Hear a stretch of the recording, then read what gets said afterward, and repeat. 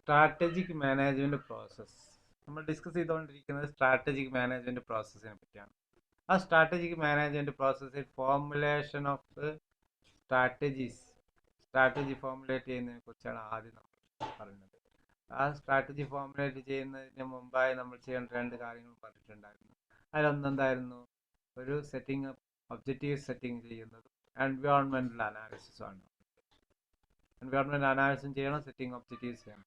Then alternative ആയിട്ടുള്ള സ്ട്രാറ്റജീസിൽ നിന്ന് നമുക്ക് അപ്രോപ്രിയേറ്റ് സ്ട്രാറ്റജി ചൂസ് ചെയ്യുന്ന പ്രോസസ്സാണ് അടുത്തതായിട്ട് വരുന്നതാണ് അപ്രോപ്രിയേറ്റ് സ്ട്രാറ്റജി നമ്മൾ ചൂസ് ചെയ്യുക. നമ്മൾ സക്സസ്ഫുള്ളി എന്ത് ചെയ്തു? എക്സ്റ്റേണൽ ആൻഡ് ഇന്റേണൽ ഇവാലുവേഷൻ എന്ത് ചെയ്തു? ഡൺ ചെയ്തു. അതുപോലെ തന്നെ നെക്സ്റ്റ് സ്റ്റെപ്പായി നമ്മൾ എന്ത് ചെയ്യുന്നു? Identify the alternative strategies. നമ്മൾ ആൾട്ടർനേറ്റീവ് സ്ട്രാറ്റജീസ് ഏതൊക്കെയെന്ന് മനസ്സിലാക്കുക എന്നതാണ് അടുത്തതായിട്ടുള്ള സ്റ്റെപ്പ് ചെയ്യുന്നത്.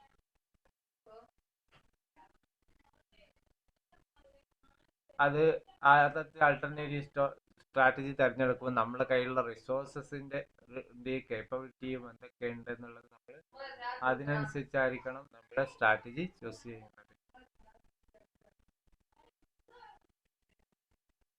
It provides alternative which may be considered and selected implement. ഈ ഒരു സ്ട്രാറ്റജീസ് ആണ് നമ്മൾ ചെയ്യുന്നത് ഇംപ്ലിമെന്റ് ചെയ്യാൻ പോകുന്നത്. ദെൻ ഈ സ്ട്രാറ്റജി ആൾട്ടർനേറ്റീവ്സിൽ എന്തൊക്കെയാണ് വരുന്നത് നോക്കാം. അതിൽ നമ്മൾ ക്ലാസിഫിക്കേഷൻ ഓഫ് സ്ട്രാറ്റജീസ് ആണ് വരുന്നത്. ക്ലാസിഫിക്കേഷൻ ഓഫ് സ്ട്രാറ്റജീസ് എന്ന് പറഞ്ഞാൽ ഏതൊക്കെ ബേസിസിലാണ് ക്ലാസിഫിക്കേഷൻ സ്ട്രാറ്റജി നമ്മൾ ക്ലാസിഫൈ ചെയ്തിട്ടുള്ളത് നോക്കാം. അതിലൊന്നാണ് according to the basis of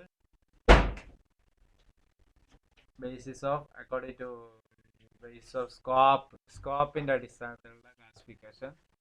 സ്കോപ്പിന്റെ അടിസ്ഥാനത്തിലുള്ള ക്ലാസിഫിക്കേഷന് പ്രധാനമായിട്ട് ജനറിക് അല്ലെങ്കിൽ ഗ്രാൻഡ്, മാസ്റ്റർ സ്ട്രാറ്റജി എന്നാണ് അറിയപ്പെടുക. ഈ മാസ്റ്റർ സ്ട്രാറ്റജി എന്ന് പറഞ്ഞാൽ നമ്മുടെ സ്ട്രാറ്റജിയിലെ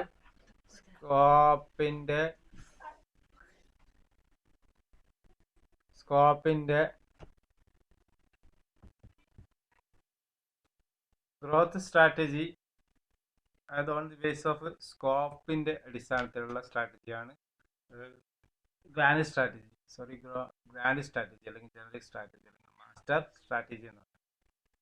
ജനറിക് അല്ലെങ്കിൽ ഗ്രാൻഡ് സ്ട്രാറ്റജി എന്ന് പറഞ്ഞാൽ ഓവറോൾ സ്ട്രാറ്റജീസിനെയാണ് വിളിക്കുന്നത് ഈ ഗ്രാൻഡ് സ്ട്രാറ്റജി എന്ന് വിളിക്കുന്നത്. Which enable the firm to compete effectively in their line of business.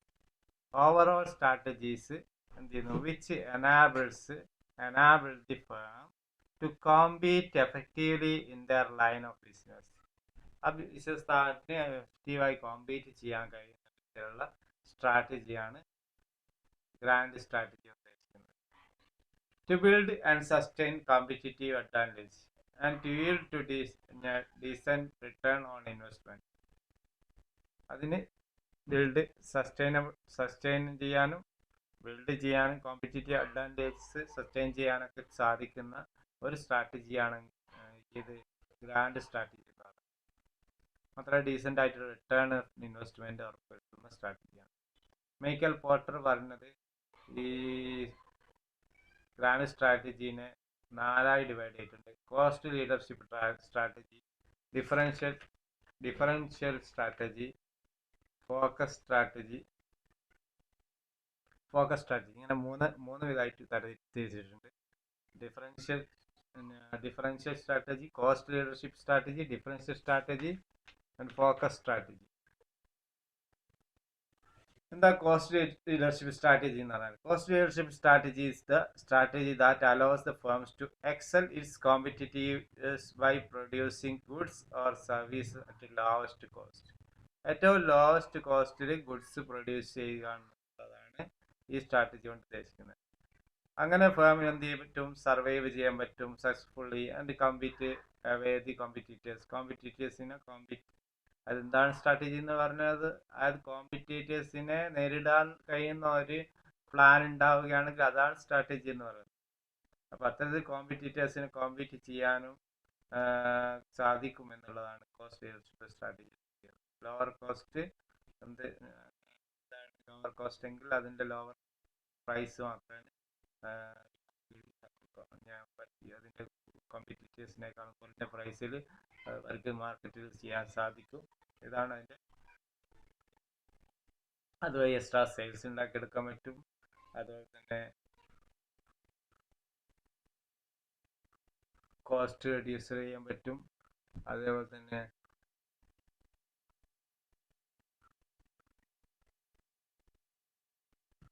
cost leadership strategy is the one that allows the firm to excel competitors by least cost. Least cost by കോമ്പറ്റീറ്റേഴ്സിനെ നേരിടാൻ കഴിയുന്ന ഒന്നാണ് ഈ ഒരു cost leadership strategy കൊണ്ട് ഉദ്ദേശിക്കുന്നത്.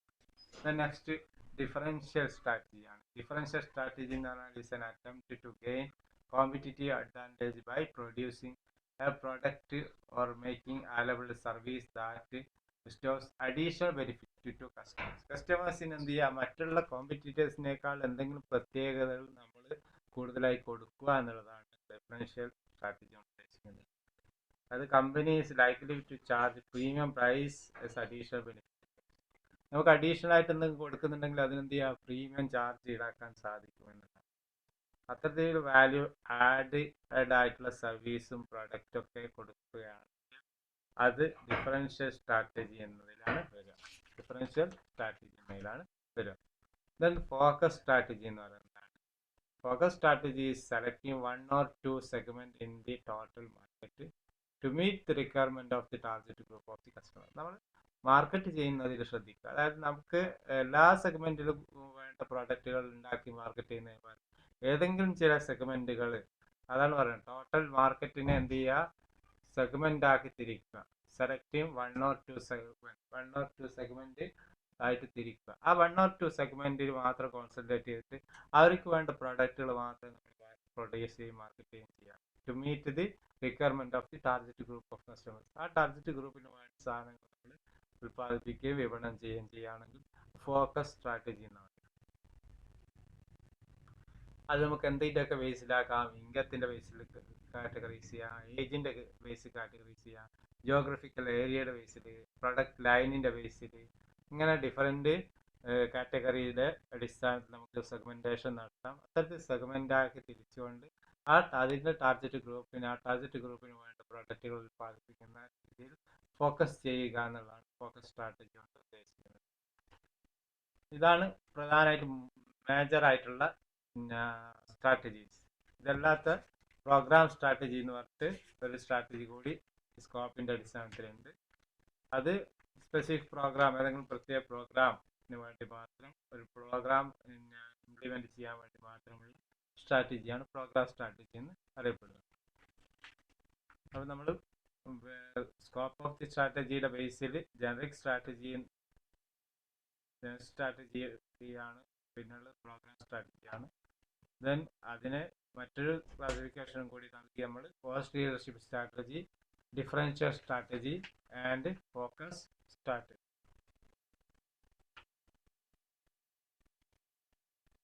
ഇതിൽ cost leadership സ്ട്രാറ്റജിയും differentiation സ്ട്രാറ്റജിയും ഫോക്കസ് സ്ട്രാറ്റജിയും ജനറിക് സ്ട്രാറ്റജീസ് എന്നാണ് അറിയപ്പെടുന്നത്. പിന്നെ സ്ട്രാറ്റജിയുടെ മറ്റൊരു ബേസ് ആണ് levels of strategy. Levels of സ്ട്രാറ്റജീസിൽ വരുന്നതാണ് കോർപ്പറേറ്റ് ലെവൽ സ്ട്രാറ്റജി,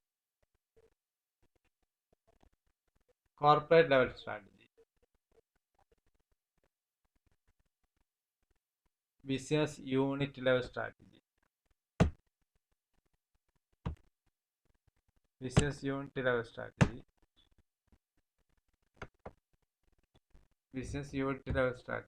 അതേപോലെ തന്നെ ഫങ്ഷണൽ ലെവൽ സ്ട്രാറ്റജി.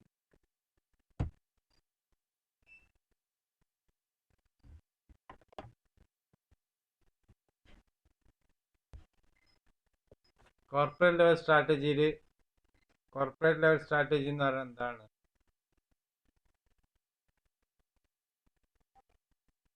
എന്താണ് കോർപ്പറേറ്റ് ലെവൽ സ്ട്രാറ്റജി എന്ന് പറയുന്നത്?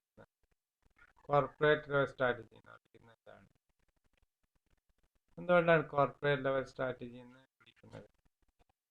ഒരു സ്ട്രാറ്റജി കോർപ്പറേറ്റ് ലെവൽ സ്ട്രാറ്റജി എന്ന് വിളിക്കുന്നത് കോമ്പറ്റേറ്റീവ് അഡ്വാൻറ്റേജസ് ലഭിക്കാൻ വേണ്ടിയിട്ടാണ് ഈ ഒരു കോർപ്പറേറ്റ് സ്ട്രാറ്റജി. കോർപ്പറേറ്റ് സ്ട്രാറ്റജി ഫേമിനെ പ്രോഫിറ്റ് ഏൺ ചെയ്യാൻ വേണ്ടിയിട്ടൊക്കെയാണ് എന്നൊക്കെ പറയാം.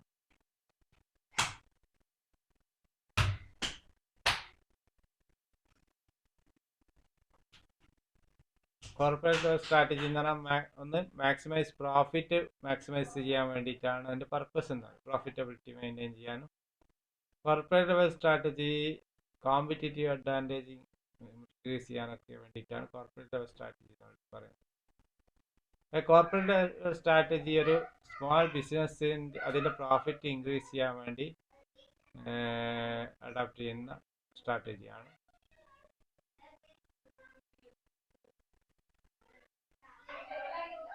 Top of the planning pyramid. ഇത് ഏറ്റവും പ്ലാനിങ് പിരമിഡിൻ്റെ ഏറ്റവും ടോപ്പിൽ വരുന്ന ഒന്നാണ്. ഇതാണ് main purpose of the business. Corporate level strategy എന്ന് പറഞ്ഞാൽ എന്താണ് main purpose of the business? ബിസിനസ്സിൻ്റെ മെയിൻ പർപ്പസ് എന്താണോ അതാണ് കോർപ്പറേറ്റ് ലെവൽ സ്ട്രാറ്റജി ഉദ്ദേശിക്കുന്നത്. എന്താണ് ബിസിനസ്സിൻ്റെ പർപ്പസ്? കോർപ്പറേറ്റ് ലെവൽ സ്ട്രാറ്റജി എന്ന് പറഞ്ഞാൽ എന്താണ് നമ്മുടെ ആ ബിസിനസ്സിൻ്റെ മെയിനായിട്ടുള്ള പർപ്പസ് എന്താണ്? ആ മെയിൻ പർപ്പസിനെയാണ് ഈ കോർപ്പറേറ്റ് ലെവൽ സ്ട്രാറ്റജി കൊണ്ട് ഉദ്ദേശിക്കുന്നത്.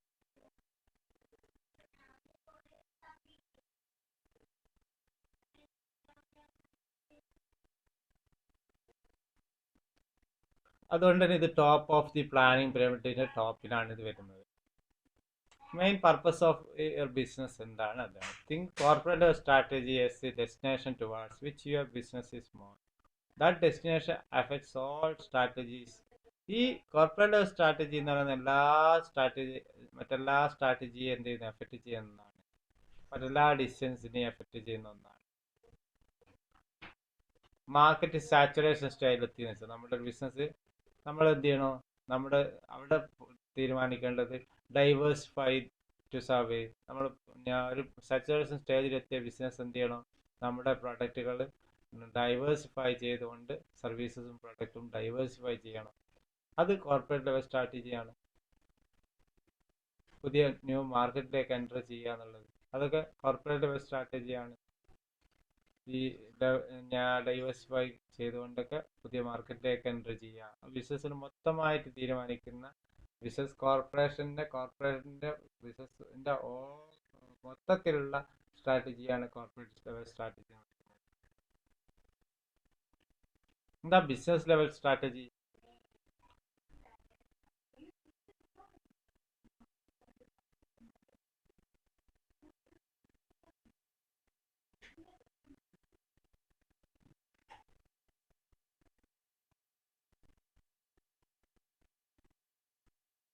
ബിസിനസ് ലെവൽ സ്ട്രാറ്റജി എന്ന് പറയുന്നത്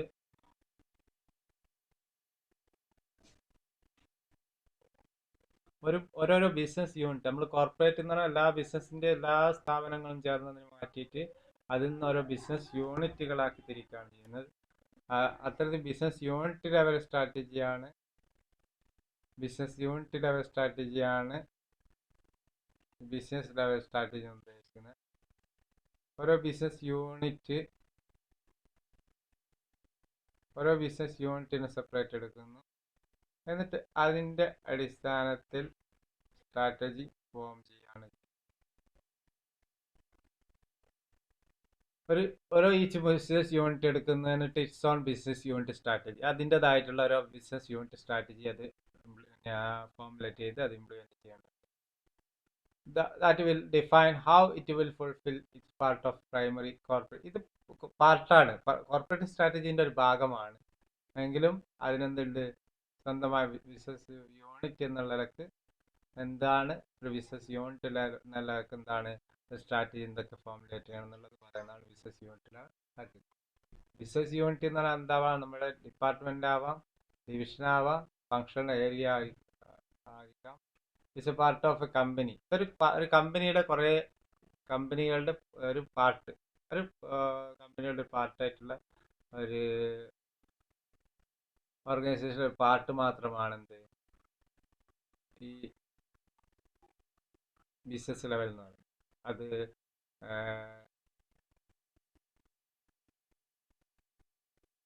സ്ട്രാറ്റജി അങ്ങനെ രൂപീകരിക്കുകയാണെങ്കിൽ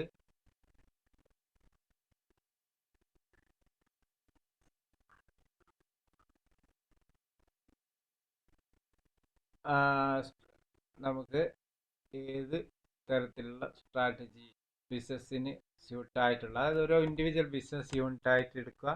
ഓരോ ഇൻഡിവിജ്വൽ ബിസിനസ് യൂണിറ്റിന് ആവശ്യമായിട്ടുള്ള സ്ട്രാറ്റജീസ് അവർ തന്നെ കോർപ്പറേറ്റ് ലെവൽ സ്ട്രാറ്റജിയുടെ ബേസിൽ രൂപീകരിക്കുന്നതാണ് ബിസിനസ് ലെവൽ സ്ട്രാറ്റജി എന്നാണ് ഉദ്ദേശിക്കുന്നത്. ഇത് നെക്സ്റ്റ് ആണ് functional level strategy. Functional level strategy എന്ന് പറയുന്നത് ഓരോരോ ഫങ്ഷണൽ ലെവൽ, ഓരോരോ ഫങ്ഷണൽ ഡിപ്പാർട്ട്മെന്റ് ലെവലിലുള്ള സ്ട്രാറ്റജിയാണ്. ഫങ്ഷൻ ചെയ്യുന്ന അക്കൗണ്ടിങ് ഫങ്ഷൻ ഉണ്ട്, ഹ്യൂമൻ റിസോഴ്സ് ഉണ്ട്, മാർക്കറ്റിംഗ് ഉണ്ട്, സെയിൽസ് ഉണ്ട്, പർച്ചേസിംഗ് ഉണ്ട്, മാനുഫാക്ചറിംഗ് ഉണ്ട്. അപ്പോൾ ഇതിൻ്റെയൊക്കെ ഓരോന്നിനും വെവ്വേറെ സ്ട്രാറ്റജീസ് ഫോം ചെയ്യുന്നതാണ് functional level strategy.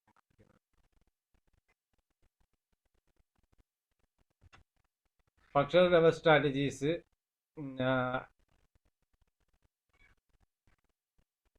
Business level സ്ട്രാറ്റജിൻ്റെയും കോർപ്പറേറ്റ് ലെവൽ സ്ട്രാറ്റജിൻ്റെയും ഒക്കെ സപ്പോർട്ടോട് കൂടിയാണ് നമ്മൾ എന്ത് ചെയ്യുന്നത്, ഈ സ്ട്രാറ്റജി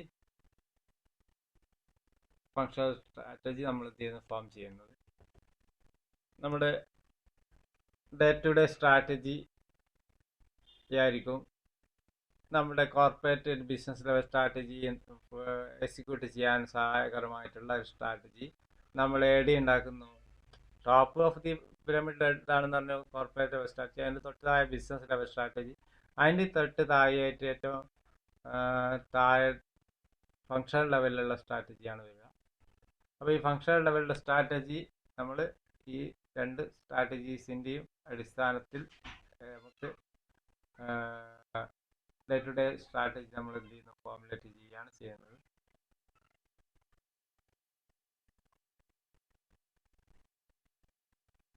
എന്താ ഫങ്ഷണൽ ലെവൽ എന്ന് പറഞ്ഞാൽ നമ്മൾ പറഞ്ഞിട്ടുണ്ട്, നമ്മൾ ഏതെങ്കിലും ഡിപ്പാർട്ട്മെൻറ്റുകൾ ഫങ്ഷണൽ ലെവൽ സ്ട്രാറ്റജി എന്ന് പറഞ്ഞാൽ different functional areas in the organisation. A functional level strategy is concerned with different functional areas in organisation. ഓർഗനൈസേഷനിൽ ഡിഫറെൻറ്റ് ഫങ്ഷണൽ ഏരിയാസ് ഉണ്ടാവും. ആ ഫങ്ഷണൽ ഏരിയാസിനൊക്കെ വേറെ വേറെ സ്ട്രാറ്റജീസ് ഫോം ചെയ്യാണ് ചെയ്യുന്നത്. അതാണ് ഫങ്ഷണൽ ഏരിയ സ്ട്രാറ്റജി ഉദ്ദേശിക്കുന്നത്. നെക്സ്റ്റ് മറ്റൊരു ക്ലാസിഫിക്കേഷനാണ് നമ്മൾ പോകുന്നത്. on the basis of classification of strategy on the basis of direction. ഡയറക്ഷൻ്റെ അടിസ്ഥാനത്തിൽ ക്ലാസിഫൈ ചെയ്തിട്ടുണ്ടെങ്കിൽ സ്ട്രാറ്റജി നമുക്ക് growth, stability, expansion, diversification, retrenchment എന്നിങ്ങനെ 5ആയി തിരിക്കാം. ഡയറക്ഷൻ്റെ അടിസ്ഥാനത്തിൽ growth strategy, stability strategy, expansion strategy, diversification strategy and retrenchment strategy.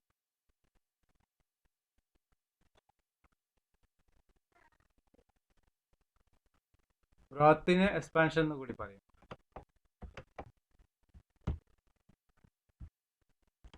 Growth or expansion strategy, stability strategy, diversification strategy, retrenchment strategy. Stability strategy എന്ന് പറഞ്ഞാൽ ഒരു സ്റ്റാറ്റസ് കോ നിലനിർത്തുക എന്നുള്ളതാണ്. ന്യൂട്രൽ ആയിട്ടുള്ള സ്ട്രാറ്റജി സ്റ്റാബിൾ ഗ്രോത്ത് എന്ന് പറയും. അതെന്ത് എക്സിസ്റ്റിംഗ് ബിസിനസ് കോഴ്സ് അതെന്ത് ഇപ്പോഴുള്ളത് നിലനിർത്തുക വിത്തൗട്ട് സിഗ്നിഫിക്കൻറ്റ് വേരിയേഷൻ. അതിൽ വലിയൊരു വേരിയേഷൻ ഒന്നും ഇല്ലാതെ ഇപ്പോഴുള്ള ആ ബിസിനസ്സിൻ്റെ ഒരു ലെവല് നിലനിർത്താൻ വേണ്ടിയിട്ടുള്ള സ്ട്രാറ്റജിയാണ് സ്റ്റെബിലിറ്റി സ്ട്രാറ്റജി. കമ്പനി ആ സമയത്ത് കോൺസെൻട്രേറ്റ് ചെയ്യുക അതിൻ്റെ റിസോഴ്സസിനാണ്.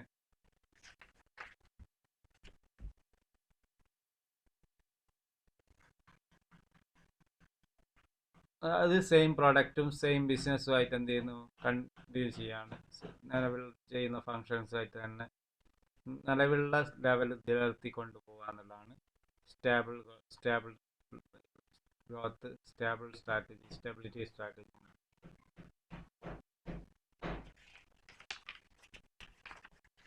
മറ്റൊന്നാണ്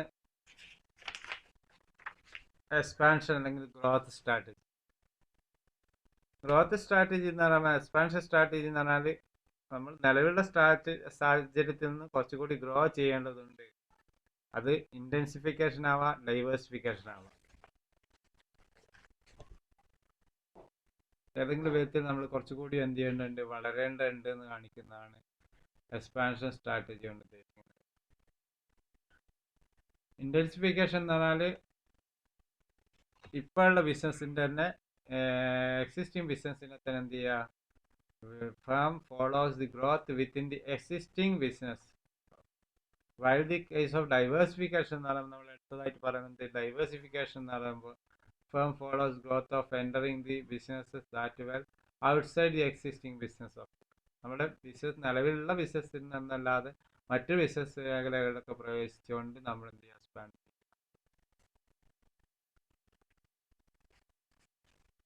ദെൻ നെക്സ്റ്റ് ആണ് ഡൈവേഴ്സിഫിക്കേഷൻ എന്നുള്ളത് വരുന്നത്. ഡൈവേഴ്സിഫിക്കേഷൻ എന്ന് പറഞ്ഞാൽ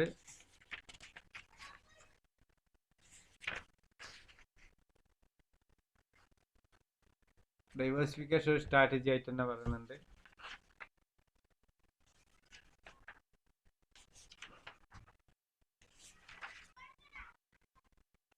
ഡൈവേഴ്സിഫിക്കേഷൻ സ്ട്രാറ്റജി എന്ന് പറഞ്ഞാൽ നമ്മൾ എക്സ്പാൻഷൻ സ്ട്രാറ്റജിയെ റിവ്യൂ ചെയ്തുകൊണ്ട് റിവ്യൂ നടത്തിക്കൊണ്ട് ചെയ്യുന്ന സ്ട്രാറ്റജിയാണ് ഡൈവേഴ്സിഫിക്കേഷൻ സ്ട്രാറ്റജി. ഡൈവേഴ്സിഫിക്കേഷൻ നമ്മളിപ്പോൾ പറഞ്ഞിട്ടേ ഉള്ളൂ. ഇൻറ്റൻസിഫിക്കേഷൻ എന്ന് പറഞ്ഞാൽ ഓർഗനൈസേഷൻ്റെ ഉള്ളിൽ തന്നെ ഉള്ളതാണ്. ഡൈവേഴ്സിഫിക്കേഷൻ എന്ന് പറഞ്ഞാൽ നിലവിലുള്ള പ്രൊഡക്റ്റുകളിൽ നിന്നും ലെവലിലുള്ള സാഹചര്യങ്ങളിൽ നിന്നും ഔട്ട്സൈഡ് ആയിട്ടുള്ള മേഖലയിലേക്ക് എന്ത് ചെയ്യുക, നമ്മൾ ബിസിനസ്സിനെ വ്യാപിപ്പിക്കുക എന്നതാണ്. Diversification strategy involves expansion into the new business, പുതിയ ബിസിനസ് മേഖലയിലേക്ക് പ്രവേശിക്കുക. Or business that outside the current business market, current ബിസിനസ്സിൻ്റെ മാർക്കറ്റിൻ്റെ പുറത്തേക്ക് പോയിട്ട് എന്ത് ചെയ്യുക, ചെയ്യാൻ പറ്റുന്നത് ചെയ്യുക എന്നുള്ളതാണ് ഈ ഡൈവേഴ്സിഫിക്കേഷൻ കൊണ്ട് ഉദ്ദേശിക്കുന്നത്. നെക്സ്റ്റ് റീട്രെഞ്ച്മെൻ്റ് ആണ്. റീട്രെഞ്ച്മെൻ്റ് എന്ന് പറഞ്ഞാൽ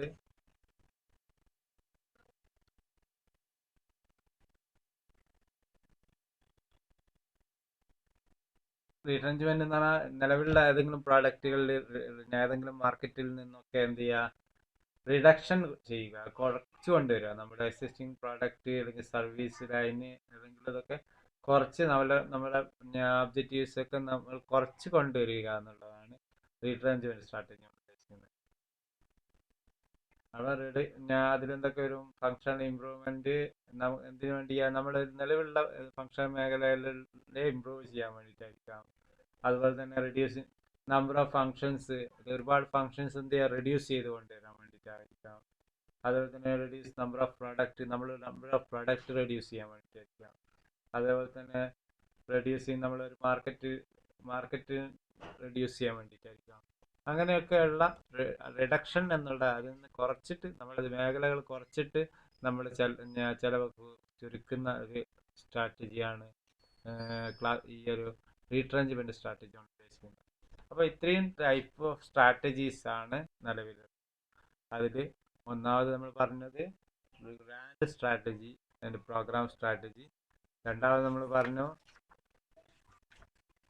corporate level strategy, business level strategy and functional level strategy. പിന്നെ നമ്മൾ പറഞ്ഞത് stability, growth or expansion, diversification, retrenchment. ഇത്രയാണ് പ്രധാന സ്ട്രാറ്റജി ഉള്ളത്. സ്ട്രാറ്റജി അൾട്ടർനേറ്റീവ് ഇത്രയാണ് സ്ട്രാറ്റജി അൾട്ടർനേറ്റീവ്സ് ഉള്ളത്. ഈ സ്ട്രാറ്റജി അൾട്ടർനേറ്റീവ്സിൽ ഏത് തിരഞ്ഞെടുക്കണം എന്നുള്ളതിൻ്റെ ഒരു ക്വസ്റ്റ്യൻ ആണ് നമ്മൾ സ്ട്രാറ്റജി ഫോർമുലേഷനിൽ സോൾവ് ചെയ്യേണ്ടത്. അതാണ് നമ്മൾ എന്ത് ചെയ്യേണ്ടത്, ഇംപ്ലിമെൻറ്റ് ചെയ്യുകയും ചെയ്യേണ്ടത്. ഓക്കെ, എന്താണ് സ്ട്രാറ്റജി അൾട്ടർനേറ്റീവ് എന്ന് മനസ്സിലാക്കിയിട്ടുണ്ടാവും എന്ന് കരുതട്ടെ. ഓക്കെ, നെക്സ്റ്റ് ക്ലാസ്സിൽ നമുക്കിതിൻ്റെ കുറച്ചുകൂടി വിശദമായ ഭാഗത്തേക്ക് കടക്കാം.